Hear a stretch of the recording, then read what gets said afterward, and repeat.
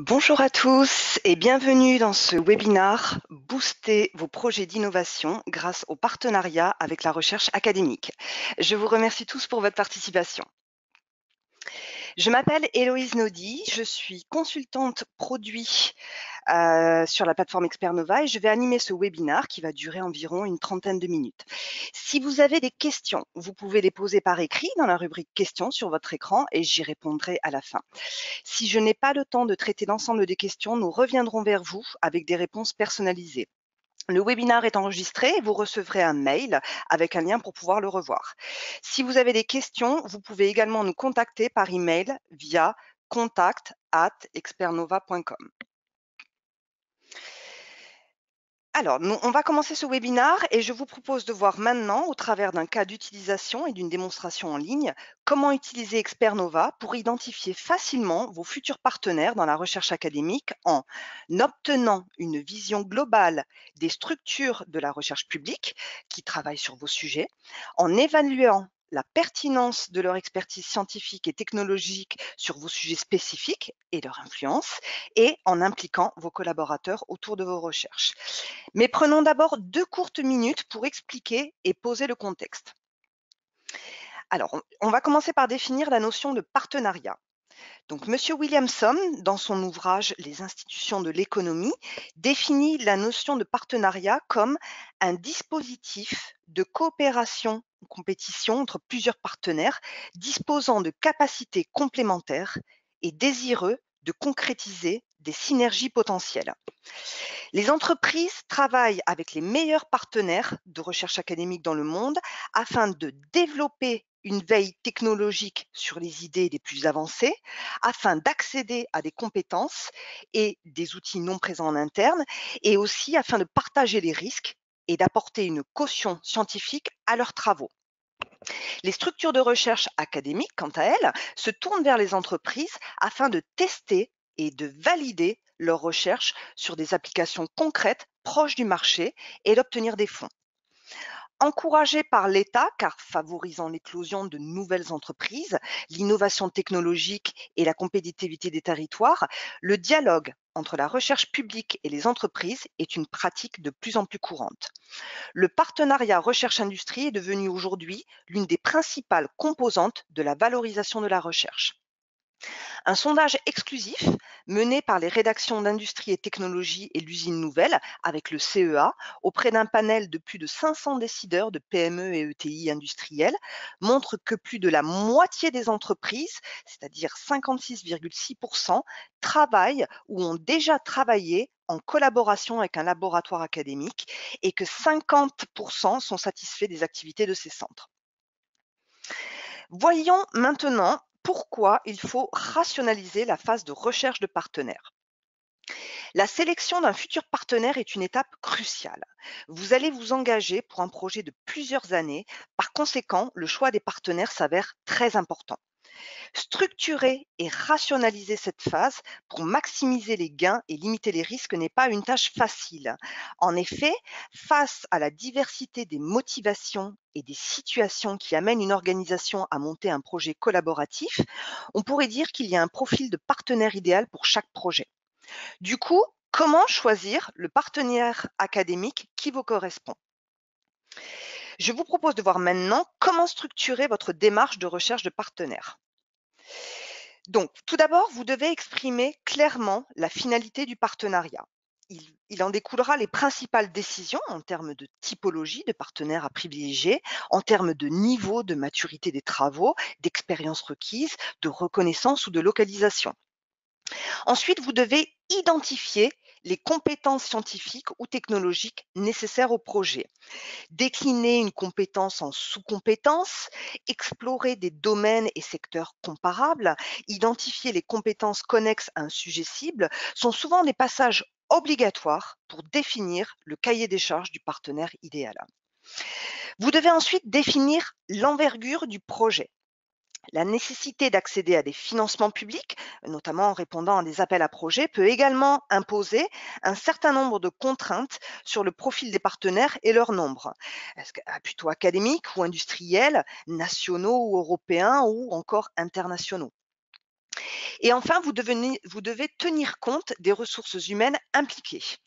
Est-ce qu'on est en capacité de suivre un projet de dimension internationale ou faut-il plutôt privilégier un partenariat de proximité géographique ou linguistique? La réussite d'un projet est en grande partie attribuable à la qualité du suivi, à la capacité à recadrer régulièrement le projet pour ne pas s'écarter des finalités préalablement définies. Le profil du chef de projet interne, qui doit avoir une bonne hauteur de vue sur la problématique confiée au partenaire, sans forcément en être expert, peut donc également être un élément déterminant. Donc une fois que vous avez bien défini votre besoin et le profil de votre futur partenaire, il faut maintenant pouvoir l'identifier et valider ses expertises. Donc chez Expert Nova, on vous propose d'accéder aux expertises scientifiques et technologiques au travers de profils d'acteurs, aussi bien au niveau des individus que des organisations. Donc fondée en 2008, Expert Nova est une plateforme big data qui a pour objectif de vous aider à comprendre l'activité d'innovation de vos concurrents, partenaires, fournisseurs et clients via l'analyse de l'expertise scientifique et technologique. J'en profite pour vous dire que la société Expernova fait désormais partie du groupe Questel depuis cet été. Donc l'acquisition d'Expernova va permettre de renforcer l'offre de services Questel en amont de la chaîne de valeur propriété intellectuelle au niveau de la recherche et développement. Et en combinant l'analyse poussée de la donnée brevet proposée par Questel et la cartographie mondiale des acteurs de l'innovation proposée par Expernova, une nouvelle offre de valeur unique permettra aux équipes R&D de détecter de nouvelles opportunités et de suivre l'évolution de leur environnement. Revenons à la plateforme Expernova, comment ça marche? En suivant et en analysant les travaux d'innovation à l'échelle mondiale, comme les publications scientifiques, les brevets, les conférences, les essais cliniques, les projets et des millions de pages web ciblées, Expernova fournit à ses utilisateurs une cartographie précise des acteurs les plus innovants au niveau mondial. Expernova vous propose une cartographie mondiale des acteurs de l'innovation. En effet, Expernova crée le plus important graphe des acteurs mondiaux de l'innovation. Ce graphe modélise les réseaux et décrit les interactions entre les experts, les entreprises innovantes et les universités.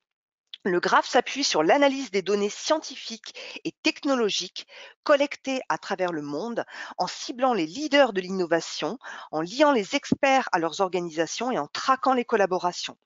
Ces informations sont stockées dans un modèle de données spécialement dédié à l'analyse des relations entre les entités. L'obsession d'Expernova, c'est la donnée connectée. Donc, pourquoi utiliser Expernova pour identifier des partenaires académiques?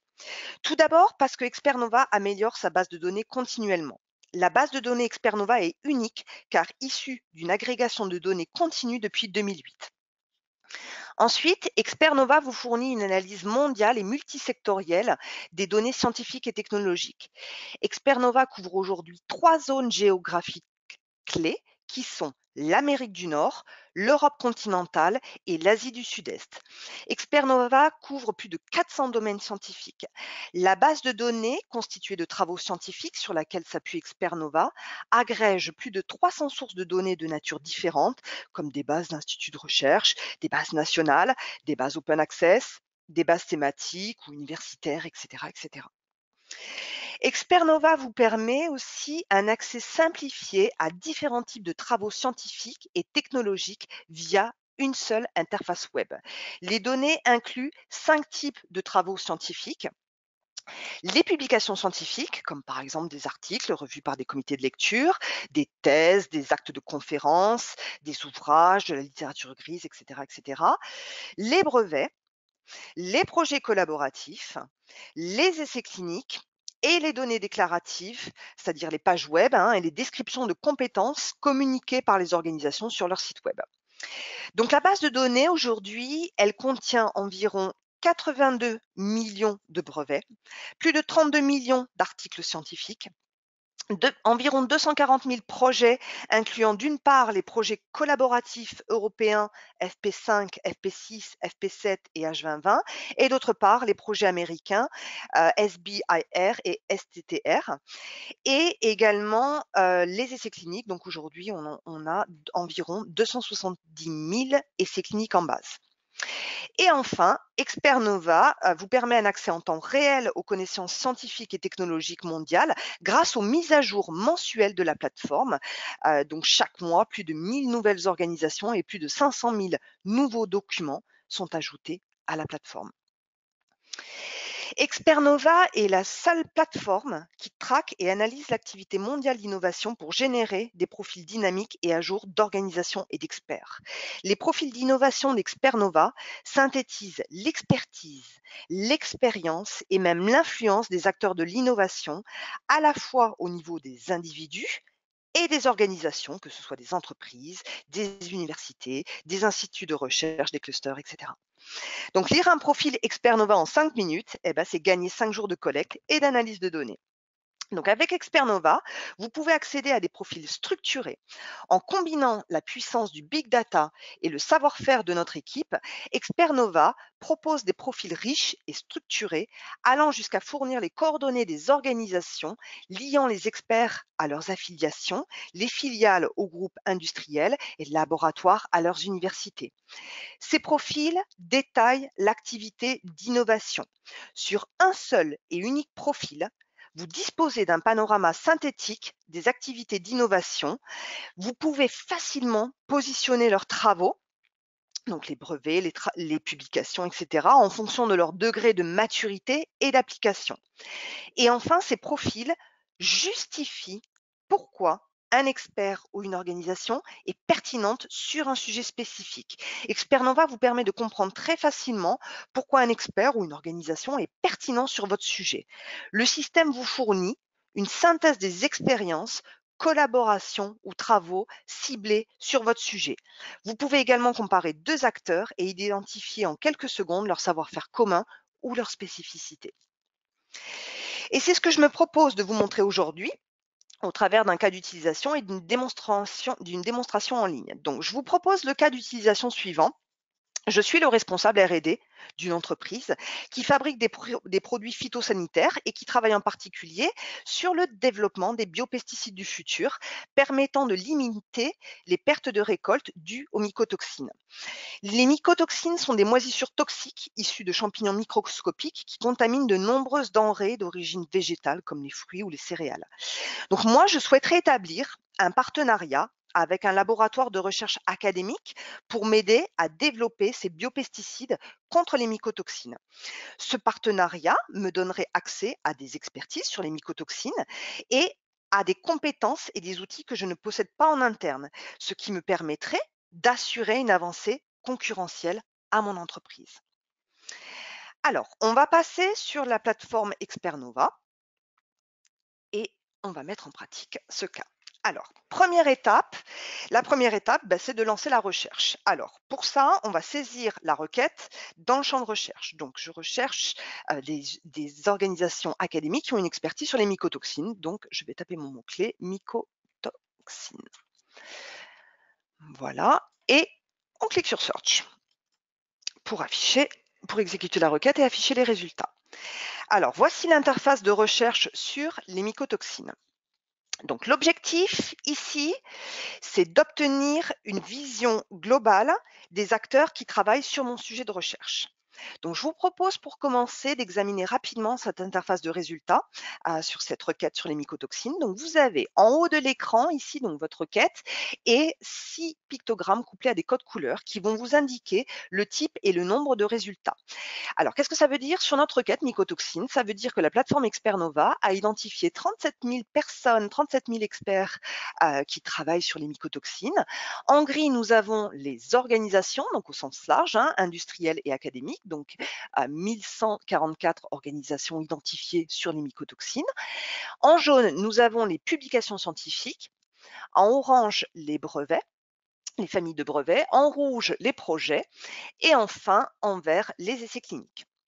Ensuite, sous cette en-tête, vous avez accès à des listes et à des graphiques. Depuis les différentes listes, vous pouvez accéder à la liste des experts, c'est-à-dire les personnes physiques qui travaillent sur les mycotoxines. En dessous, vous avez les listes d'organisations qui travaillent sur les mycotoxines. Donc, vous avez les entreprises, les laboratoires et les acteurs académiques ici, comme les universités, les hôpitaux ou encore les instituts de recherche publics. Et enfin, tout en bas, vous avez accès à la liste des travaux relatifs aux mycotoxines, c'est-à-dire les publications scientifiques, les familles de brevets, les projets et les essais cliniques.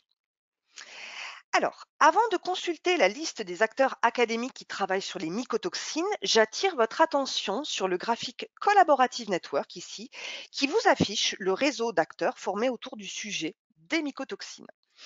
Donc ici, vous pouvez visualiser quels sont les acteurs qui ont le plus collaboré sur les mycotoxines. Donc, vous pouvez voir les principales interactions entre les entreprises et les centres R&D sur les mycotoxines. Donc, les bulles, elles vont représenter des organisations. Ici, par exemple. Donc, quand vous cliquez dessus, en fait, ce département d'agrobiotechnologie, on ne sait pas qui c'est, vous cliquez dessus, vous pouvez accéder à son profil. Et là, par exemple, on voit que c'est le département d'une université autrichienne, le BOKU. Plus une organisation a une activité forte sur le sujet, sur les mycotoxines, plus il est mis en évidence sur le graphique, plus la taille de la bulle est grosse, en fait. Donc, si je zoome un peu et que je mets ma souris sur les bulles, vous pouvez voir des lignes qui sont mises en évidence. Ça vous montre les interactions de l'organisation avec d'autres organisations. Donc, ces interactions, qu'est-ce que c'est? Ça peut être des collaborations scientifiques, comme des copublications par exemple, ou encore une participation à des projets en commun. Donc ici, par exemple, on voit sur le graphique que, ce département d'agrobiotechnologie du BOKU, ou encore le NCOR, donc le National Center for Agricultural Utilization Research, ont une forte activité de collaboration sur le sujet, et ressortent. Vous voyez également ici des réseaux périphériques qui ont des activités sur les mycotoxines. Le fait qu'ils soient en périphérie comme ça peut montrer que, ils travaillent dans des domaines d'application différents. Donc ce graphique vous offre une vue d'ensemble du réseau de collaboration des principaux acteurs qui travaillent sur les mycotoxines. Ça vous permet de détecter rapidement qui travaille avec qui sur votre sujet et sur quelles applications. On peut voir aussi quelles sont les organisations les plus connectées en termes de réseau et identifier les jeux d'acteurs. Donc voilà pour ce graphique. On va retourner à la liste des organisations. Donc, comme je vous le disais, pour des raisons pratiques, les organisations, elles ont été classées selon leur type, donc industriel, les entreprises ici, les laboratoires ici et les acteurs académiques ici. Donc, dans le cadre de notre webinaire, on va se concentrer sur les acteurs académiques et donc on va passer à la deuxième étape. Donc, l'objectif ici, c'est d'identifier la liste des acteurs académiques qui travaillent sur les mycotoxines. Ces acteurs académiques, sont des laboratoires ou des unités de recherche qui peuvent dépendre d'une université, d'un institut de recherche public ou encore d'un hôpital.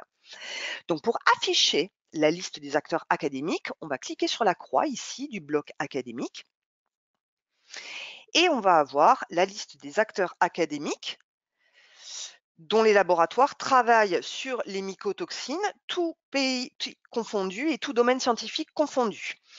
Donc, vous voyez, on va retrouver en haut de la liste des universités comme l'Université of Natural Resources and Life Sciences de Vienne, l'université autrichienne du BOKU, la Ghent University, le Michigan State University, etc., etc. Vous pouvez modifier les critères de classement des acteurs académiques. Donc là, par défaut, ils sont classés par pertinence, mais vous pouvez les ordonner par ordre alphabétique ou encore par nombre de publications ou nombre de projets sur le sujet. Ensuite, vous avez également la possibilité d'appliquer des filtres pour filtrer vos recherches. Donc ici, là, par exemple, vous pouvez appliquer un filtre géographique pour vous permettre de cibler une zone géographique. Ce filtre, vous pouvez l'appliquer au niveau du continent pour n'afficher par exemple que des organismes publics asiatiques ou nord-américains ou européens. Et vous pouvez également l'afficher au niveau du pays.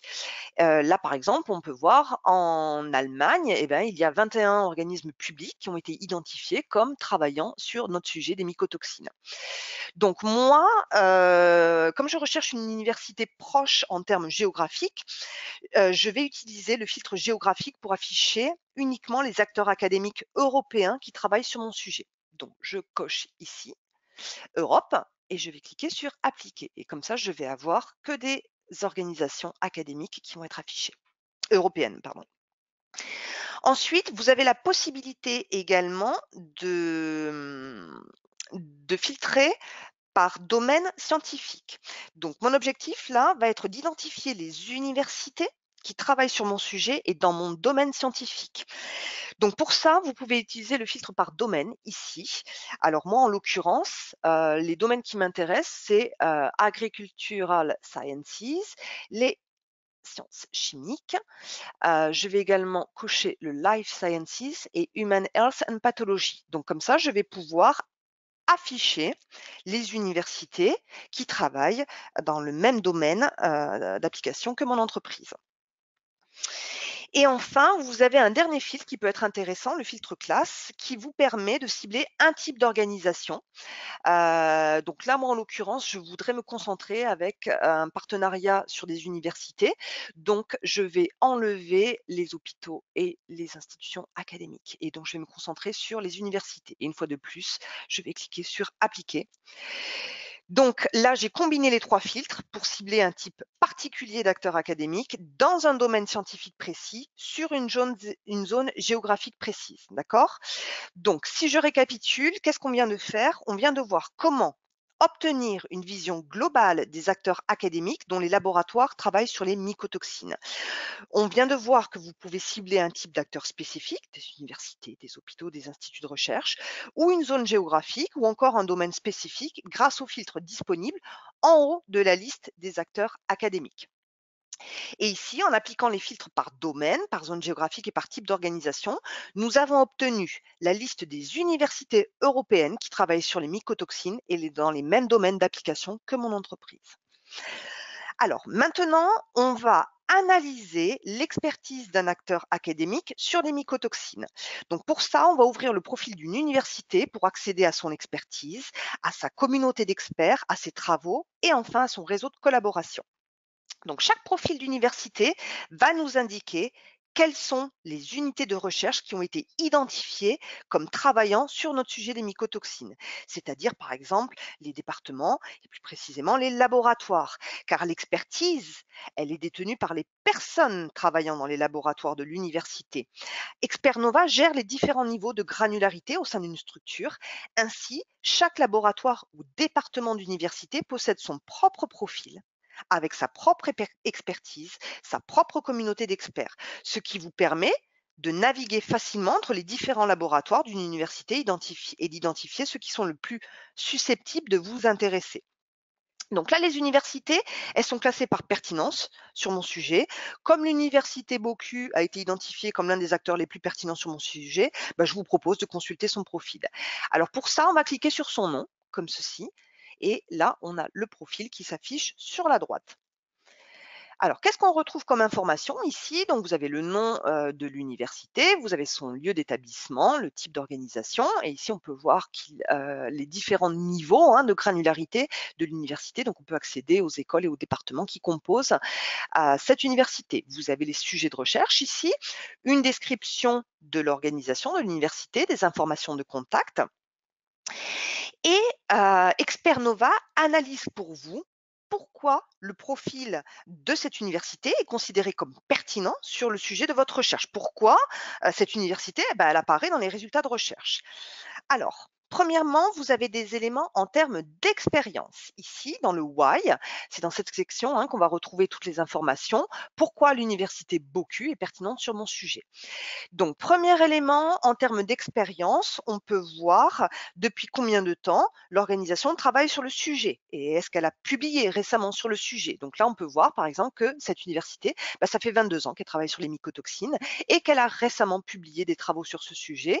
Et en plus, on peut voir que le sujet mycotoxine est cité dans la description de l'organisation. Ensuite, on peut voir dans la section People and Works, on peut voir quels sont les experts qui travaillent sur les mycotoxines et on peut voir quelles sont les publications, les brevets publiés par cette université sur les mycotoxines. Donc ici, on peut voir qu'il y a 141 experts au sein de cette université qui ont été identifiés comme ayant travaillé ou qui travaillent sur les mycotoxines. Donc ce lien, il est cliquable, hein, et donc ça vous permet naturellement d'accéder à la liste de ces personnes ainsi qu'à leur profil qui va contenir l'accès à leur expertise et à leurs travaux sur le sujet.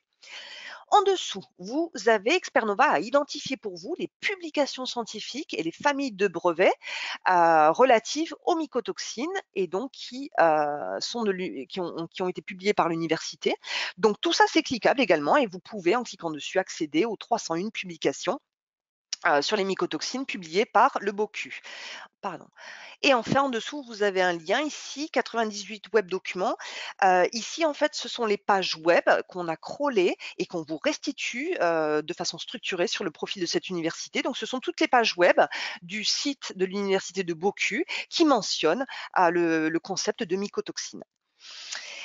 Et pour terminer, je voudrais vous montrer les informations relatives dans Network and Community. Donc ici, vous avez accès au réseau de collaboration sur le sujet des mycotoxines. Donc en fait, ça vous montre toutes les organisations avec qui cette université a collaboré sur notre sujet.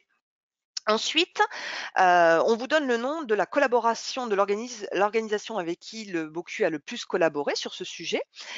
On peut voir que les collaborations sont localisées dans 15 pays, ce qui vous montre le degré d'influence de l'université, hein, sur ce sujet. On peut voir également que l'université a participé à 7 projets sur ce sujet des mycotoxines et ce lien est cliquable. Vous pouvez accéder à la liste des 7 projets. On peut voir aussi qu'il y a un projet en cours sur les mycotoxines auquel l'université participe actuellement. Et enfin, ici, on a un lien où Expernova a identifié pour vous les départements et laboratoires de l'université qui travaillent plus spécialement sur les mycotoxines. Donc, je vous propose de cliquer dessus pour voir les différents niveaux de granularité auxquels vous avez accès. Alors ici, on a les différents départements de l'université qui ont leur propre profil avec leur propre expertise et qui ont travaillé surtout sur la mycotoxine. Donc je vous propose d'ouvrir le premier, hein, le département d'agrobiotechnologie. Vous voyez, c'est celui qu'on avait vu dans le graphique collaborative network. On va l'ouvrir et ici, on a toujours le même type d'information avec toujours notre section Why qui nous explique pourquoi ce département il est pertinent sur notre recherche. Donc, on va retrouver les mêmes éléments en termes d'expérience et de personnes, hein. Donc là, du coup, ça s'affine puisque ce sont les personnels de recherche et les travaux affiliés, donc qui dépendent du département. Et là, qu'est-ce que je peux voir? J'ai également le réseau de collaboration et surtout ici, je vois encore qu'il y a encore un niveau en dessous. Expernova a identifié les laboratoires, hein, de ce département qui travaillent sur le sujet. Donc, je vous propose encore de descendre. Vous voyez, la granularité est gérée. Et ici, on se retrouve donc avec 2 laboratoires qui ont été identifiés comme travaillant sur les mycotoxines. Donc, je vous propose d'ouvrir le Center for Analytical Chemistry. Et donc là, de nouveau, ici, on va pouvoir accéder au Why qui va nous expliquer pourquoi ce centre est pertinent sur notre sujet de recherche. Donc, toujours pareil, vous allez dans le Why et là, on a des éléments en termes d'expérience. Vous avez un accès aux personnes ici et aux travaux de ce centre. Donc, je vous rappelle ici la liste des personnes, hein. Cette donnée, elle est cruciale car n'oubliez pas que l'expertise est détenue par les personnels de recherche. Lors d'un partenariat, vous devrez monter une équipe de recherche et intégrer les experts les plus compétents. Donc, avec Expernova, vous pouvez accéder à la liste des personnes appartenant au laboratoire qui travaillent sur votre sujet. Chaque expert procède à un profil unique qui vous donne accès à ses sujets d'expertise, ses travaux et son réseau de collaboration. Et donc, vous pouvez repérer les profils les plus intéressants qui vont être susceptibles de composer votre future équipe. Je reviens au profil du centre. Donc pour finir, je voulais vous montrer que Expernova vous permet d'accéder au réseau de collaboration du centre et plus généralement, vous pouvez accéder au réseau de collaboration du département ou de l'université, hein. Donc c'est toujours la même façon, c'est ici dans Network, vous cliquez sur 50 connexions. Et donc là, on va pouvoir voir les collaborations de ce centre, toujours sur notre sujet, hein, mycotoxine. Donc là, qu'est-ce qu'on a? Ce réseau de collaboration, il va vous permettre de voir facilement avec qui ce centre collabore sur les mycotoxines et encore mieux, vous allez pouvoir accéder aux détails de la collaboration, c'est-à-dire aux co-travaux. Vous allez pouvoir ainsi naviguer au sein des réseaux de collaboration de chaque laboratoire, du département et visualiser leurs partenaires stratégiques sur le sujet de votre recherche. Vous allez pouvoir voir avec qui ils ont monté un projet ou co-inventé un brevet ou encore co-publié. Vous allez pouvoir également facilement évaluer la dimension de leur collaboration. Est-ce qu'elle est nationale, internationale, académique ou industrielle?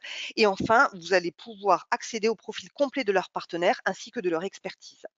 Donc, en l'occurrence, ici, on a notre centre au milieu ici et tout autour les laboratoires avec qui et les entités avec qui notre centre d'analyse chimique a collaboré.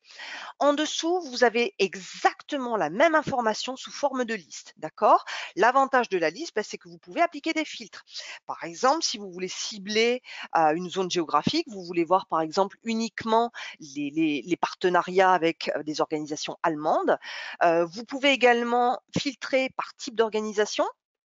Donc, par exemple, si vous voulez, cibler uniquement les instituts de recherche, par exemple, avec qui il y a eu des collaborations ou si vous voulez cibler uniquement les entreprises avec qui ce département collabore. Si, par exemple, vous êtes une entreprise, bah, vous pouvez vérifier que le centre, il travaille pas avec vos concurrents, par exemple et cetera, et cetera. Vous avez des graphiques ici qui vous, donnent des indications, qui vous synthétisent en fait les informations, sur le réseau, hein, de collaboration du centre. Donc vous avez tout d'abord la répartition par type d'organisation, hein, des collaborations. Donc ici, on peut voir que le laboratoire collabore à 46 avec des départements, académiques et à 24 avec des entreprises. Donc c'est un réseau plutôt académique. Deuxième graphique, c'est la répartition géographique des collaborations du laboratoire, du centre d'analyse chimique sur les mycotoxines. Donc là, on voit que les collaborations, elles sont faites à 26 avec les États-Unis et à 22 avec l'Autriche. Donc, réseau, hein, plutôt, qui a une dimension internationale. Et enfin, dernier graphique, c'est la liste des domaines scientifiques d'où sont issues en majorité les copublications issues publiées par le laboratoire, par le centre d'analyse chimique. Donc c'est dynamique, hein, vous pouvez accéder aux sous-domaines et du coup, ça vous permet de bien visualiser dans quel domaine scientifique se situent en majorité les copublications. Et enfin, pour terminer, je voulais vous montrer que vous pouvez accéder aux détails de la collaboration. Alors, je vais vous montrer. Donc, ce centre d'analyse de chimie analytique a collaboré avec le groupe Herbert. Alors, on voudrait savoir ce qu'ils ont fait ensemble. Et pour ça, on va cliquer sur Open Connection. Et là, ici, on va pouvoir voir la fiche de collaboration entre les 2 entités et savoir pourquoi cette collaboration, elle est pertinente sur notre sujet de recherche. Alors, bah, tout d'abord, ça fait 16 ans qu'ils collaborent ensemble et on peut voir ici qu'ils ont copublié 46 publications et donc évidemment, c'est cliquable, vous pouvez accéder au détail des 46 copublications.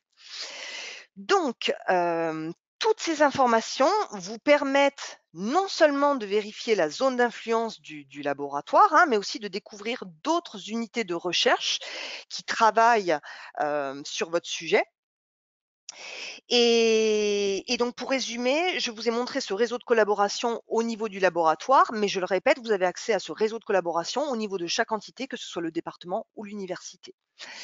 Donc pour résumer, nous venons de voir comment analyser l'expertise d'un acteur académique sur les mycotoxines. Donc pour ça, on a ouvert le profil d'une université pour accéder à son expertise, à sa communauté d'experts, à ses travaux et à son réseau de collaboration. On a identifié les unités de recherche qui travaillent sur mon sujet et on a pu accéder à leur expertise, leurs travaux, leur personnel de recherche et à leur réseau de collaboration. Et on a aussi pu accéder au profil des chercheurs affiliés à ce laboratoire, ce qui peut nous permettre de voir si leur expertise et le degré de maturité de leurs travaux correspond à vos besoins dans le cadre d'un partenariat. Donc tous ces éléments vous permettent d'évaluer si ces unités de recherche, ces laboratoires peuvent se révéler être des partenaires intéressants. Pour finir, je voulais vous dire que vous pouvez capitaliser sur les connaissances acquises. Une fois que vous avez accédé à l'information, la plateforme Expernova vous permet de bookmarker, d'exporter et de partager les résultats de recherche. Donc, vous pouvez exporter des listes filtrées, vous pouvez exporter les profils d'organisation et vous pouvez les mettre en favoris pour les retrouver plus tard. Voilà, donc on arrive à la fin de ce webinaire et je suis en retard. Alors, on va déjà, pour conclure, on va récapituler tout ce que nous avons fait. Donc, en saisissant un mot-clé correspondant à un sujet de recherche, nous avons pu identifier en quelques secondes les acteurs académiques qui travaillent sur les mycotoxines.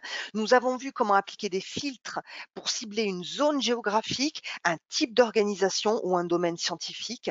Nous avons appliqué un filtre géographique pour cibler des universités européennes et nous avons appliqué un filtre par type d'organisation pour cibler des universités. Et enfin, nous avons filtré les universités par domaine scientifique pour ne voir que les universités européennes qui travaillent dans le même domaine scientifique que mon entreprise.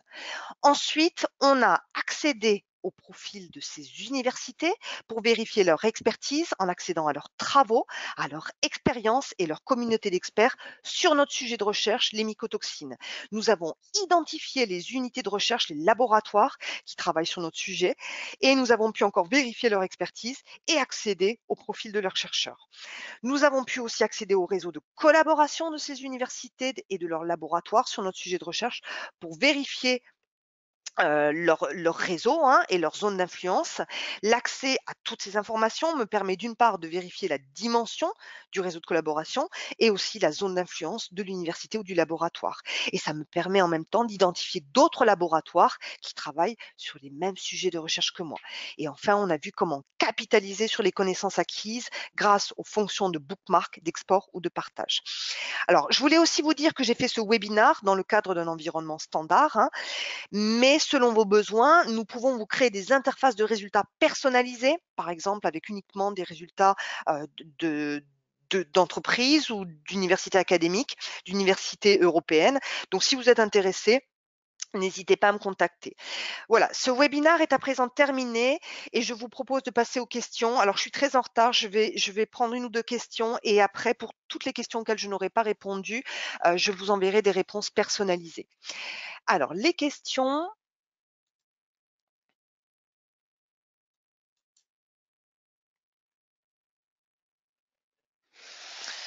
Donc j'ai 2 questions sur, le classement des universités. Comment sont classées les universités? Alors les universités, elles sont classées par pertinence.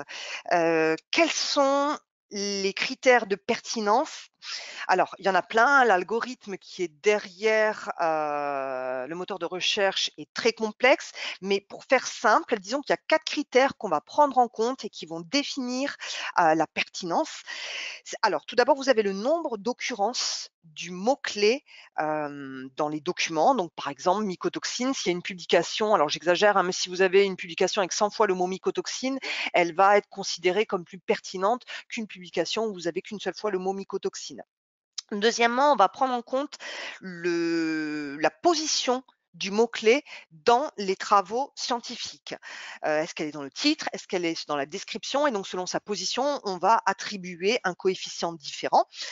On va prendre en compte également le type de document, c'est-à-dire que, par exemple, une publication qui va être revue par un comité, d'experts aura plus de poids qu'un poster scientifique. Et enfin, dernier critère, ça va être la date de publication. On va, privilégier les travaux les plus récents. Heu, 2e question, quels sont les profils des organisations que vous avez montrées pour l'université autrichienne? Alors, en fait, ce que j'essaie de vous montrer, c'est que Expernova est capable de structurer l'information à différents niveaux de granularité au sein d'une organisation.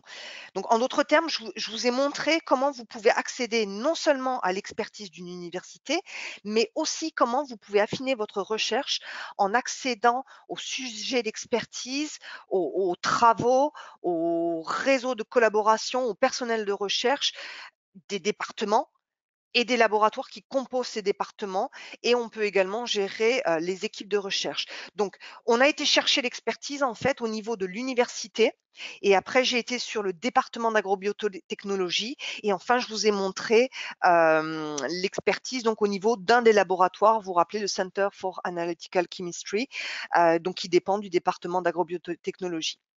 Voilà. Alors, ce webinaire est à présent terminé. Donc, pour les personnes à qui je n'ai pas pu répondre pendant ce webinaire, je vous enverrai une réponse personnalisée. Maintenant, c'est à votre tour d'utiliser Expernova. Donc, si vous n'êtes pas un utilisateur, n'hésitez pas à demander une démo personnalisée à contact.expernova.com. Et je vous remercie pour le temps que vous avez consacré à ce webinaire et je vous souhaite une excellente journée. Merci à tous.